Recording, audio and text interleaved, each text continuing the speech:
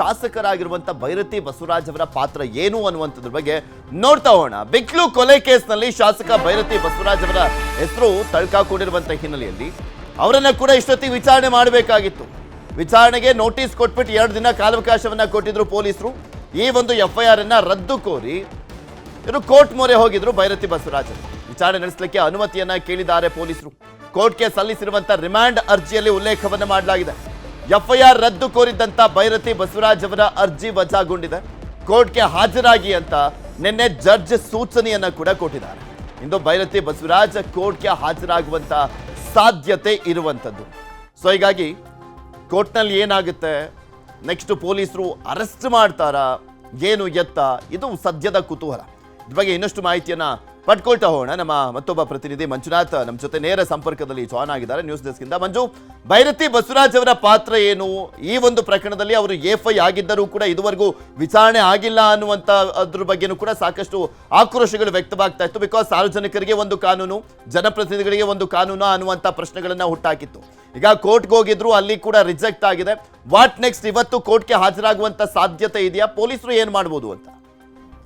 ಪೃಥ್ವಿ, Bharathi Nagar police ಠಾಣಾ ವ್ಯಾಪ್ತಿಯಲ್ಲಿ ಬಿಕ್ಲು ಶಿವ ಕೊಲೆ ಪ್ರಕರಣಕ್ಕೆ ಸಂಬಂಧಪಟ್ಟಂತೆ ಬಿಜೆಪಿಯ ಶಾಸಕ ಭೈರತಿ ಬಸವರಾಜ್ ಹೆಸರು ಕೂಡ ಅಷ್ಟೇ ಹೊರಗಡೆ ಬಂದಿತ್ತು. ಈ ನಿಟ್ಟಿನಲ್ಲಿ ಅವರನ್ನು FI ಅಕ್ಯೂಸ್ಡ್ ಆಗಿ ಕೂಡ ಅಷ್ಟೇ ಮಾಡಲಾಗಿತ್ತು. ಮತ್ತೆ ಗುರುವಾರವೇ ನೋಟಿಸನ್ನು ಕೂಡ ಅಷ್ಟೇ ಕೊಟ್ಟರು. ನೋಟಿಸ್ ತಲುಪಿದಂಥ 2 ದಿನದ ಒಳಗಾಗಿ ವಿಚಾರಣೆಗೆ ಖುದ್ದಾಗಿ ಹಾಜರಾಗಬೇಕು ಅಂತೇಳಿ ಮನೆಗೆ ಹೋಗಿ ಇನ್ಸ್ಪೆಕ್ಟರ್ ನೋಟಿಸನ್ನು ಕೂಡ ಅಷ್ಟು ಕೊಟ್ಟು ಬರ್ತಾರೆ. ಹೇಗೆ ನಿನ್ನೆ ಕೂಡ ಅಷ್ಟೇ ಹೈಕೋರ್ಟ್ನ ಮೊರೆ ಹೋಗ್ತಾರೆ. ತನ್ನ ಹೆಸರನ್ನು FIRನಿಂದ ತೆಗಿಬೇಕು ಅಂತೇಳಿ ಹೈಕೋರ್ಟ್ನ ಮೊರೆ ಹೋಗ್ತಾರೆ. ಹೈಕೋರ್ಟ್ನಲ್ಲಿ ಕೂಡ ಅಷ್ಟೇ ವಾದ ಪ್ರತಿವಾದ ಜೋರಾಗಿ ಆಗುತ್ತೆ. ಈ ಒಂದು ಸಂದರ್ಭದಲ್ಲಿ ಸರ್ಕಾರದ ಪರವಾಗಿ ವಾದ ಮಾಡಿದಂಥ ಬೆಳ್ಳಿಯಪ್ಪ ಕೂಡ ಅಷ್ಟೇ ಇದು ಒಂದು ಗಂಭೀರವಾದಂಥ ಪ್ರಕರಣ ಮತ್ತು ಬ್ರೂಟಲ್ ಮರ್ಡರ್ ಮಾಡಿರುವಂತಹದ್ದು. ಈ ಕೊಲೆ ಪ್ರಕರಣದಲ್ಲಿ ಶಾಸಕರ ಹೆಸರಿರುವಂಥ ಕಾರಣಕ್ಕೋಸ್ಕರ ಇನ್ವೆಸ್ಟಿಗೇಷನ್ ಮಾಡೋದಕ್ಕೆ ನಮಗೆ ಕೊಡಬೇಕು ನೀವು, ಜೊತೆಗೆ ಅವ್ರಿಗೆ ವಿರುದ್ಧ ದಾಖಲಾಗಿರುವಂಥ ಪ್ರಕರಣವನ್ನು ಯಾವುದೇ ಕಾರಣಕ್ಕೂ ರದ್ದು ಮಾಡಬಾರ್ದು. ಯಾಕಂದರೆ ಸುಪ್ರೀಂ ಕೋರ್ಟ್ನ ಆದೇಶದಂತೆ ತನಿಖಾಧಿಕಾರಿಗೆ ಎಲ್ಲ ಪವರ್ಸ್ ಇದೆ. ಆ ಒಂದು ಕಾರಣಕ್ಕೋಸ್ಕರ ತನಿಖಾಧಿಕಾರಿ ನಿರ್ಧಾರ ಮಾಡ್ತಾರೆ ಅವರ ಇನ್ವಾಲ್ವ್ಮೆಂಟ್ ಇದೆಯಾ ಇಲ್ವಾ ಅನ್ನುವಂಥದ್ದು. ಆ ಕಾರಣಕ್ಕೋಸ್ಕರ ವಿಚಾರಣೆಗೆ ಹಾಜರಾಗೋದಕ್ಕೆ ನೀವು ಅವಕಾಶವನ್ನು ಮಾಡಿಕೊಡ್ಬೇಕು ಅಂತ ನಿನ್ನೆ ಕೋರ್ಟ್ಗೆ ಮನವಿಯನ್ನು ಕೂಡ ಮಾಡಿಕೊಂಡಿದ್ರು.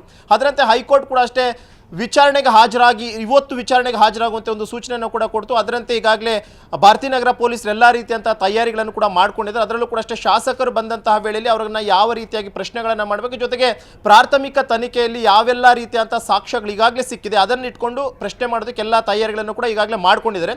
ಮತ್ತೊಂದು ಕೂಡ ಅಷ್ಟೇ ಹೈಕೋರ್ಟ್ ಹೇಳಿತ್ತು, ಯಾವುದೇ ಕಾರಣಕ್ಕೂ ಕೂಡ ಅಷ್ಟೇ ನೀವು ಅರೆಸ್ಟ್ ಪ್ರೊಸೀಜರ್ ಏನಾದರೂ ಇತ್ತು ಅಂತಂದ್ರೆ ಅದನ್ನು ಕಾನೂನಿನ ಪ್ರಕಾರವಾಗಿ ಮಾಡಬೇಕು ಅಂತಲೂ ಕೂಡ ಹೇಳಿದರು. ಯಾಕಂದರೆ ಈ ಕೊಲೆ ಪ್ರಕರಣವಾಗಿದ್ದಂಥ ಕಾರಣಕ್ಕೋಸ್ಕರನೇ ಇದರಲ್ಲಿ ಈ ಪ್ರಕರಣದ A1 ಆರೋಪಿಯಾಗಿರುವಂತಹ ಜಗ್ಗ ಇನ್ನೂ ಕೂಡ ಅಷ್ಟೇ ಸಿಕ್ಕಿಲ್ಲ. ಜೊತೆಗೆ ಆತನೇ ಈ ಒಂದು ಕಂಪ್ಲೀಟ್ ಆಗಿ ಕೊಲೆಯ ಉಸ್ತುವಾರಿಯನ್ನು ವಹಿಸ್ಕೊಂಡಿದ್ದ, ಆತನೇ ಪ್ಲಾನನ್ನು ಕೂಡ ಮಾಡಿದ್ದ. ಜೊತೆಗೆ ಆ ಜಗ್ಗನ್ನು ಕೂಡ ಅಷ್ಟೇ ಈ ಒಂದು ಭೈರತಿ ಬಸವರಾಜ್ ಜೊತೆ ನಿರಂತರವಾಗಿ ಸಂಪರ್ಕದಲ್ಲಿದ್ದ. ಆ ಒಂದು KR ಪುರಂ ಭಾಗದಲ್ಲಿರುವಂಥ ಪ್ರತಿಯೊಂದು ರಿಯಲ್ ಎಸ್ಟೇಟ್ ಉದ್ಯಮಗಳನ್ನು ಕೂಡ ಅಷ್ಟೇ ಒಂದು ಜಗ್ಗ ಮಾಡ್ತಾ ಇದ್ದ ಅನ್ನುವಂಥ ಒಂದು ಆರೋಪ ಕೂಡ ಅಷ್ಟು ಕೇಳಿಬಂದಿತ್ತು.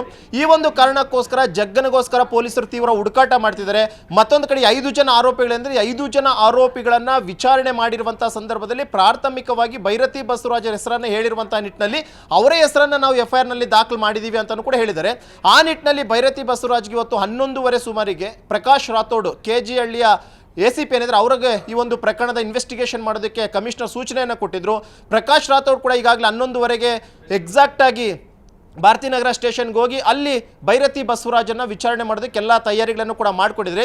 ಇಲ್ಲಿ ಇನ್ನೊಂದು ಪ್ರಮುಖವಾಗಿ ಏನು ಅಂತಂದರೆ ಭೈರತಿ ಬಸವರಾಜ್ಗೆ ಕೇವಲ ವಿಚಾರಣೆಯನ್ನು ಮಾಡಿ ಮತ್ತೇನಾದರೂ ಅವಶ್ಯಕತೆ ಇದ್ದರೆ ಮತ್ತೆ ನೀವು ಬನ್ನಿ ಅಂತ ನೋಟಿಸನ್ನು ಕೊಟ್ಟು ಕಳಿಸ್ತಾರ, ಅಥವಾ ವಿಚಾರಣೆ ಮಾಡಿದಂಥ ಬಳಿಕ ಆತನನ್ನು ಅರೆಸ್ಟ್ ಮಾಡ್ತಾರ ಅನ್ನುವಂಥದ್ದು ಸಾಕಷ್ಟು ರೀತಿಯಂಥ ಕುತೂಹಲಗಳನ್ನು ಎಡೆ ಮಾಡಿಕೊಟ್ಟಿರುವಂಥದ್ದು. ಯಾಕಂದರೆ ಇದು ಕೊಲೆ ಪ್ರಕರಣ ಆಗಿರುವಂಥ ಕಾರಣಕ್ಕೋಸ್ಕರ ಯಾವುದೇ ಒಂದು ಸಣ್ಣ ಕ್ಲೂ ಸಿಕ್ಕಿದ್ರೂ ಕೂಡ ಅಷ್ಟೇ ಆರೋಪಿಯನ್ನು ಅರೆಸ್ಟ್ ಮಾಡುವಂಥ ಪವರ್ಸು ತನಿಖಾಧಿಕಾರಿಗಿರುತ್ತೆ. ಆ ನಿಟ್ಟಿನಲ್ಲಿ ಇವತ್ತು ACP ಏನು ಮಾಡ್ತಾರೆ, ಒಂದು ವೇಳೆ ಏನಾದರೂ ವಿಚಾರಣೆಯನ್ನು ಮಾಡಿಕೊಂಡು ಸೂಕ್ತವಾದಂತಹ ಸಾಕ್ಷ್ಯಾಧಾರಗಳನ್ನು ಕ್ರೋಢೀಕರಿಸಿಕೊಂಡಿದ್ದಂಥ ಬಳಿಕ ಅರೆಸ್ಟ್ ಮಾಡೋಣ ಅಂತ ಹೇಳಿ ಕಳಿಸ್ತಾರ, ಅಥವಾ ಇವತ್ತು ವಿಚಾರಣೆ ಮಾಡಿದಂಥ ಬಳಿಕ ಶಾಸಕರನ್ನ ಏನಾದರೂ ಬಂಧನ ಮಾಡುವಂಥ ಪ್ರಕ್ರಿಯೆಗಳು ನಡೆಯುತ್ತಾ ಅನ್ನುವಂಥದ್ದನ್ನು ಇವತ್ತು ಮಧ್ಯಾಹ್ನದ ಒಳಗಾಗಿ ಗೊತ್ತಾಗುತ್ತೆ. ಪೃಥ್ವಿ, ಓಕೆ, ನೋಡೋಣ ಏನೇನಾಗುತ್ತೆ ಅನ್ನುವಂಥದ್ದನ್ನ. ಧನ್ಯವಾದ ಮಂಚು ನಿಮ್ಮೆಲ್ಲ ಮಾಹಿತಿಗಾಗಿ. ಮುಂದಿನ ಸುದ್ದಿ ಹೋಗೋಣ.